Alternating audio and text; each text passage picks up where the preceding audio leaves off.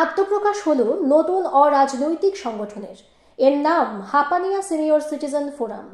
তারা মূলত সামাজিক অবক্ষয় দূরীকরণের সচেতনতামূলক কর্মসূচি নিয়ে কাজ করতে আগ্রহী।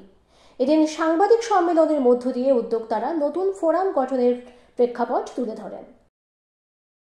আমরা অতীতের সমাজ জীবনে যা কিছু দেখেছি মানে একটা সুস্থ সমাজ ব্যবস্থা, সুস্থ আচার আচরণ, রীতিনীতি, কৃষ্টি, এগুলার যে দিনের পর দিন এগুলা অবক্ষয়ের পথে। কোথাও কোথাও এমনও দেখা যায় 60 প্রবীণ নাগরিক, ওদেরই বাড়ি, ওদেরই ঘর, ওদের ঘরে থেকে ওদের সন্তানাদি ন্যূনতম যে একটা ব্যবহার সেটাও করে না। ছেলে ঘুমাচ্ছে বিল্ডিংয়ে, বারান্দায় দেখা যাচ্ছে কি বারান্দায় মা বাবার জায়গা, সেটা তো মেনে নেওয়া যায় না।